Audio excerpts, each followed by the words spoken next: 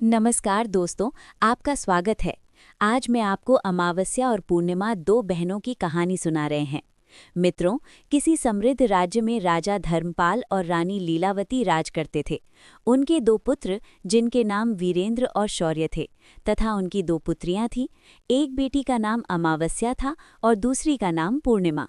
पूर्णिमा, जिसका मुख चंद्रमा जैसा दिव्य था, वो सुबह से संध्या तक मंदिर में भगवान शिव की आराधना करती, गरीबों को भोजन देती, तुलसी को जल चढ़ाती, अपने माता पिता की सेवा करती थी।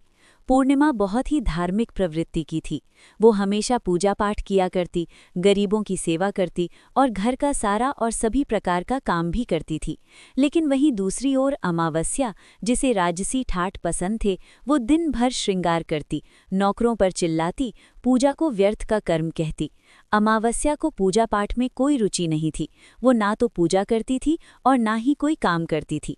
लेकिन दोनों बहनें एक दूसरे को बहुत प्यार करती थी, क्योंकि पूर्णिमा का स्वभाव बहुत ही अच्छा था।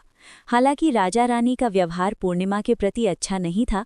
वो अमावस्या और अपने दोनों पुत्रों को ज्यादा प्यार करते थे। धीरे धीरे समय बीतता गया और राजा रानी के बच्चे बड़े हो गए। फिर एक दिन की बात है, राजा ने अपने बेटों का विवाह कर दिया और अब बेटियों की शादी की बारी आई। तब सभी ने राजा से कहा, अब उनका विवाह कर दीजिए। तब राजा ने कहा, हाँ, विवाह तो करना ही है। तब रानी ने राजा से कहा, महाराज, पूर्णिमा तो साधारण ब्राह्मण के योग्य है, इसे किसी गरीब के घर ब्याह दो। और हाँ, भूल से पूर्णिमा का विवाह किसी बड़े घर में मत करना, क्योंकि इसे तो भजन कीर्तन, पूजा पाठ और कहानियां सुनना पसंद है। अगर ये बड़े घर में गई तो ये सब नहीं कर पाएगी, इसलिए इसकी शादी किसी गरीब के घर में ही कर दीजिए। तब राजा साहब ने कहा, ठीक है। फिर से रानी ने कहा, महाराज, अमावस्या भी तो विवाह के योग्य है। अमावस्या तो एक राजकुमारी जैसी है, इसके लिए भी वर देखिए और दोनों बहनों का विवाह एक साथ कर दीजिए। तब राजा ने पास के गांव के राजा के बेटे के साथ अमावस्या का विवाह कर दिया और उसी गांव के एक गरीब किसान के बेटे के साथ पूर्णिमा का विवाह कर दिया। जब राजा ने रानी को ये बताया तो वो बहुत खुश हुई। मित्रों, अब राजा और रानी ने बिना किसी विचार के अपनी ही बेटियों के बीच पक्षपात किया।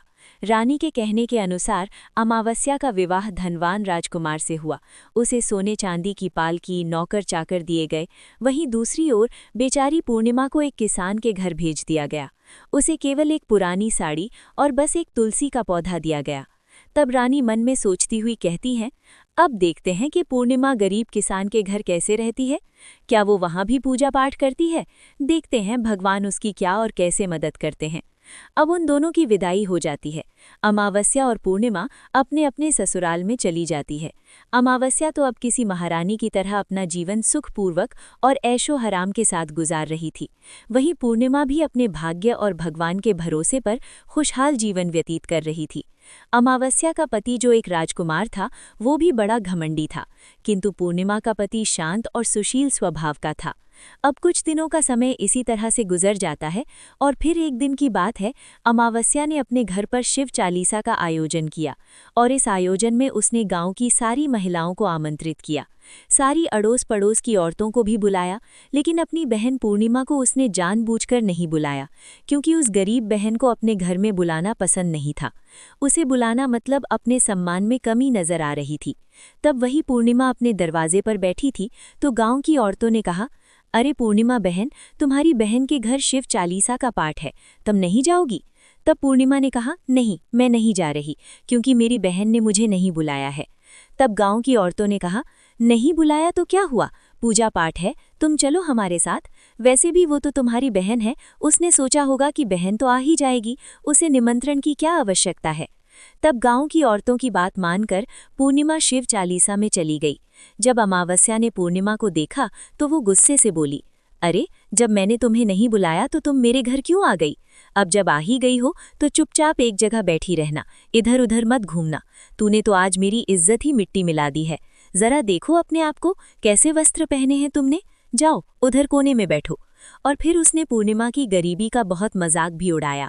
पूर्णिमा की आंखों से आंसू बहने लगे और वो भगवान शिव से प्रार्थना करने लगी, हे भगवान, मुझ पर आप कब कृपा करेंगे?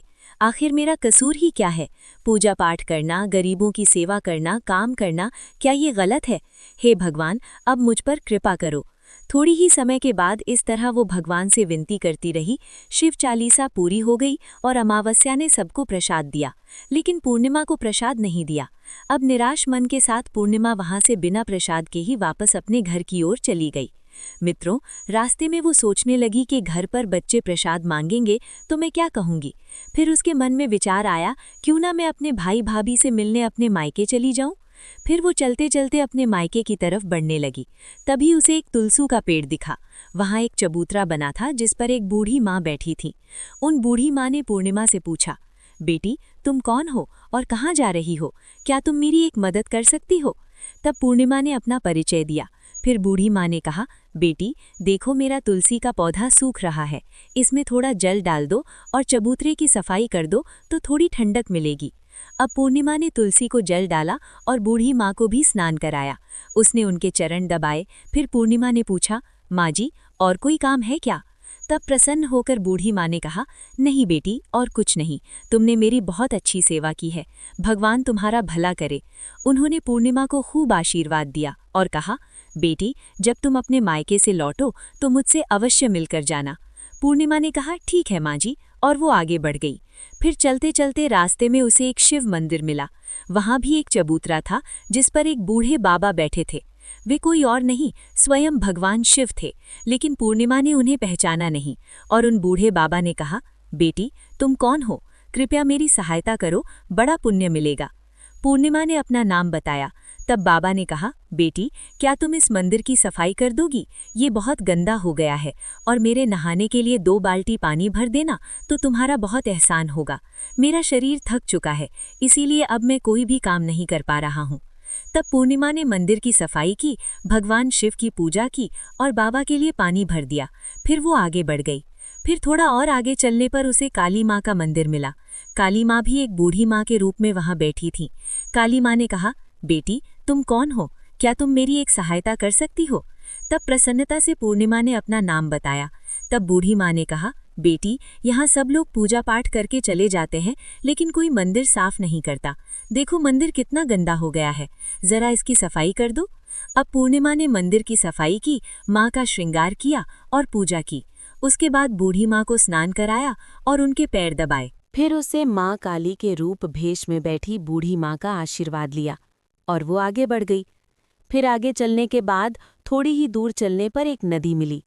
वहां भी एक बूढ़ी माँ बैठी थी, जो कोई और नहीं बल्कि स्वयं गंगा मैया थीं। उन्होंने पूछा, बेटी तुम कौन हो? कृपया मेरी सहायता करो। तब पूर्णिमा ने अपना नाम बताया। तब गंगा मैया ने कहा, बेटी क्या तुम मेरी थोड़ी सेवा करोगी? तब पूर्णिमा ने गंगा मैया की भी सेवा की और आशीर्वाद लेकर आगे बढ़ गई। अंत में वो अपने मायके पहुंच गई। जब उसकी भाभियों ने उसे देखा तो बहुत खुश हुईं। उन्होंने पूर्णिमा का स्वागत किया और कहा, वाह क्या बात है बहन जी, आप बहुत दिनों बाद आई हो। तब पूर्णिमा ने कहा, हाँ भाभी, आज मन हुआ सभी को मिलने का तो चली आई। तब भाभियों के साथ मिलकर पूर्णिमा ने अपने मायके में भी सारे काम किए। उन सभी ने खुशी खुशी एक साथ भोजन किया और रात को अलग अलग विषयों पर बातें भी की। फिर अगली सुबह जब वो जाने को तैयार हुई तो भाभी ने उसे एक लाल साड़ी दी और कहा, इसे पहन लो और जल्दी जल्दी आया करो, बहुत दिनों बाद आई हो। तभी पूर्णिमा ने लाल साड़ी पहन ली और 16 श्रृंगार कर लिया और एक भाभियों ने एक थैला भरकर उसे सामान दे दिया। उसे लेकर पूर्णिमा घर से निकल गई। मित्रों, चलते चलते रास्ते में वही नदी मिली जहां गंगा मैया बैठी थीं। उन्होंने कहा, बेटी आ गई, अपने मायके से क्या लाई हो? पूर्णिमा ने थैला दिखाया और कहा, माँ जी मेरे भाभियों ने कुछ सामान दिया है। तब गंगा माँ ने भी एक थैला निकाला और उसे पूर्णिमा के हाथों में देते हुए गंगा मैया ने कहा, बेटी ये लो मेरी ओर एक छोटी सी भेंट। ये बहुत भारी है, मैं इसे कहाँ रखूंगी, लेकिन याद रखना कि इसे रास्ते में मत खोलना, घर जाकर ही खोलना। तब पूर्णिमा ने कहा, ठीक है माँ जी, और वो आगे बढ़ गई। फिर थोड़ी ही देर के बाद वही काली माँ का मंदिर मिला। वहां भी बूढ़ी माँ ने पूर्णिमा को एक थैला दिया। अब उसके पास 3 थैले हो गए। फिर आगे बढ़ने पर वही शिव मंदिर मिला। वहां भगवान शिव ने भी उसे एक थैला दिया। अब 4 थैले हो गए। फिर चलते चलते वही तुलसी माँ मिली। उन्होंने भी एक थैला दिया। अब 5 थैले थे। जब पूर्णिमा अपने घर पहुंची तो उसने सभी थैले खोले। पहले थैले में खाने पीने की चीजें और कपड़े थे, दूसरे थैले में सोने चांदी के आभूषण थे, तीसरे थैले में धन संपत्ति थी, चौथे थैले में अनाज भरा हुआ था और पांचवें में महंगे वस्त्र थे। अब पूर्णिमा के घर में किसी चीज की कमी नहीं थी। वो खुशी खुशी रहने लगी। फिर एक दिन पूर्णिमा ने सोचा कि क्यों ना मैं शिव चालीसा का आयोजन करवाऊं, और उसने शिव चालीसा रखी और सबको बुलाया। वो न्योता देने के लिए अपनी बहन अमावस्या के घर भी गई। और फिर जब अमावस्या अपनी बहन के घर आई तो उसने घर पूर्णिमा में धन दौलत देखकर आश्चर्यचकित रह गई। उसने पूछा, अरे बहन, अचानक से तुम्हारे घर में इतना धन दौलत कैसे आ गया? तब शांत स्वर में प्रसन्नता से पूर्णिमा ने कहा, देखो बहन, जिस दिन तुमने चालीसा राखी थी तो मुझे नहीं बुलाया, फिर भी मैं बिना बुलाए तुम्हारे घर गई, लेकिन तुमने मुझे प्रसाद नहीं दिया। फिर मैं मायके गई और वहां से ये सब लेकर आई। अमावस्या ने कहा, अच्छा तो ये बात है, अब मैं भी जाऊंगी मायके, तुम भी। मुझे डांटना और प्रसाद भी मत देना। तब पूर्णिमा ने कहा, अरे बहन, ये तो भगवान का प्रसाद है, मैं तो सबको दूंगी। लेकिन अमावस्या ने प्रसाद नहीं लिया और अपने घर जाकर बच्चों से कहकर मायके चली गई। अब चलते चलते रास्ते में वही तुलसी माँ मिली। जब उन्होंने अमावस्या को कहा, बेटी, ये चबूतरा साफ कर दो और तुलसी में पानी डाल दो, कृपया मेरी मदद करो। तब क्रोध में आकर अमावस्या ने कहा, ये बुढ़िया, मैंने इतनी महंगी साड़ी पहन रखी है, ये गंदी हो जाएगी, मैं कुछ नहीं करूंगी। फिर आगे चलकर भगवान शिव मिले तो उनसे भी उसने ऐसा ही कहा। काली माँ और गंगा मैया से भी उसने यही कहा। उसका अभद्र व्यवहार देखकर सभी देवी देवता रुष्ट हो गए। अब जब वो मायके पहुंची तो भाभियों ने उसे देखकर कहा, अरे महारानी, ये कहाँ से आ गई? इसे तो कुछ काम भी नहीं आता, बस आ गई अपना मुंह उठाकर मुफ्त में भोजन खाने के लिए, बिन बुलाए ही आती है, इसे कोई शर्म भी नहीं है। और तभी रात्रि में अमावस्या खाना खाकर सो गई। सुबह होने पर वो बोली, भाभी, मैं जा रही हूँ। भाभी ने कहा, ठीक है, जाओ महारानी जी। तब अमावस्या ने कहा, भाभी, पूर्णिमा को तो आपने थैला दिया, मुझे कुछ नहीं दिया। भाभी ने कहा, ठीक है, तुम्हारे घर थैला पहुंच जाएगा। तब अमावस्या चल दी। रास्ते में गंगा मैया, काली माँ, भगवान शिव और तुलसी माँ सभी ने उसे थैले दिए। लेकिन जब वो घर पहुंची और थैली खोली तो एक में मिट्टी, दूसरे में पत्थर और तीसरे में सांप बिच्छू निकले। अमावस्या ने अपना सिर पीट लिया और कहा, हे भगवान, मुझे मायके में भी कुछ नहीं मिला और यहाँ भी कुछ नहीं मिला। फिर वो दौड़कर पूर्णिमा के पास गई और बोली, तुझे इतना सब कुछ मिला, मुझे कुछ भी नहीं। तब पूर्णिमा ने कहा, मैं मायके जाती हूँ तो भाभियों का काम करती हूँ, तुमने तो कभी भाभियों की मदद नहीं की। तुमने गंगा मैया, शिवजी, काली माँ और तुलसी माँ सभी को ठुकरा दिया, इसलिए भगवान ने तुम्हें कुछ नहीं दिया और उनका अपमान किया। तब अमावस्या ने कहा, बहन, मुझे माफ कर दो, मैंने सदा ही तुम पर अत्याचार किया, अब मैं भी भक्ति करूंगी। तब पूर्णिमा ने कहा, बहन, 3 सूत्र याद रखना, सदैव दूसरों पर दया करना, हमेशा और प्रतिदिन चालीसा पढ़ना, तीसरी बात 108 बार ओम नमः शिवाय का जप करना। इससे अब तुम्हारे सारे दुख दूर हो जाएंगे। घर आए लोगों की सेवा भी करना। अरे बहन, भगवान ने जो 3 सूत्र दिए हैं उन्हें प्रसाद के रूप में स्वीकार कर लेना और हृदय में बसा लेना। मैंने सच्चे मन से भगवान की पूजा की, सबकी मदद की, इसलिए मुझे सब कुछ मिला। तुम्हारे पास जो भी था वो तुम्हारे अहंकार के कारण खत्म हो गया। अब अमावस्या अपने घर गई और पूजा पाठ करने लगी।